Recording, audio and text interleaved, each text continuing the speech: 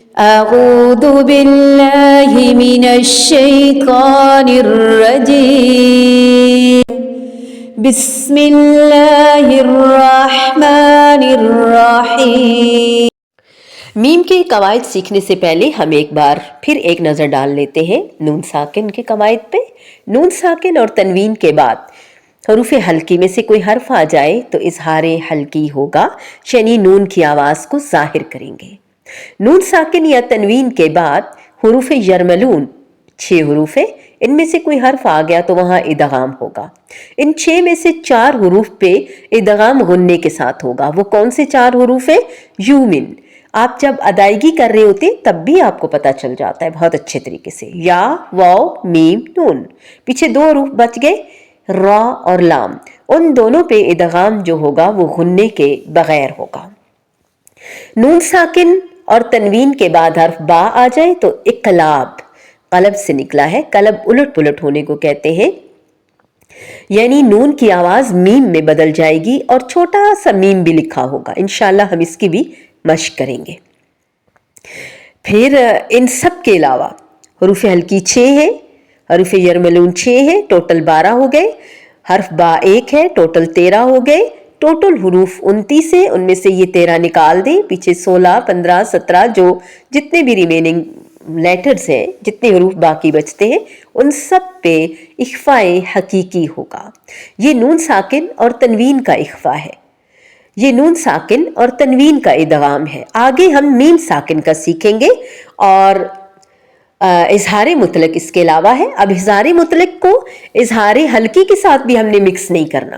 اظہار حلقی نون ساکن اور تنوین کے بعد حروف حلقی میں سے ہے، جبکہ اظہار مطلق ٹوٹل قرآن میں صرف 4 الفاظ ہیں، بس وہ الفاظ یاد کر لیں اور ان کی ادائیگی میں کنفیوز نہ ہو، یہ نہ سمجھے کہ یہاں پہ پتہ نہیں کیا ہو رہا ہے، ادغام ہو کیسے کریں گے، کیوں وہ ایسے نہیں، قینوان، سنوان، الدنیا ایسے نہیں کریں گے، الدنیا، بنیان۔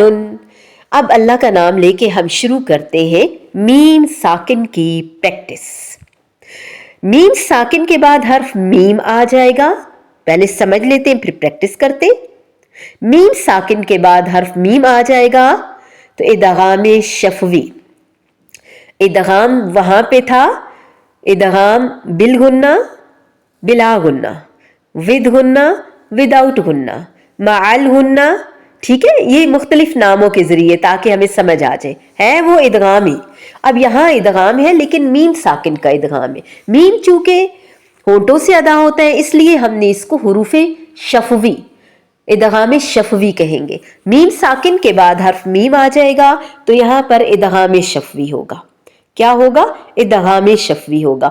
میم کو میم میں ملائیں گے، ہے بہت آسان۔ میم ساکن کے بعد حرف با آ جائے گا تو اخفاء شفوی ہوگا۔ میم اور با کے علاوہ کوئی بھی حرف آئے گا وہاں اظہار شفوی ہوگا۔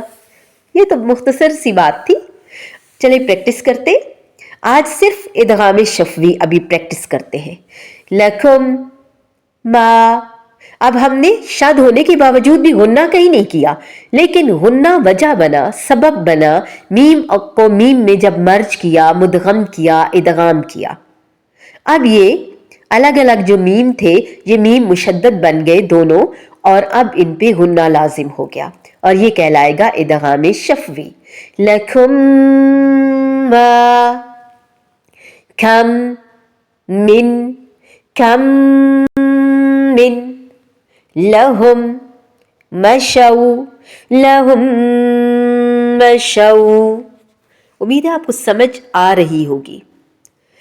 لہم مقامع، لہم مقامع، لہم مقامع، منہم معرۃ، منہم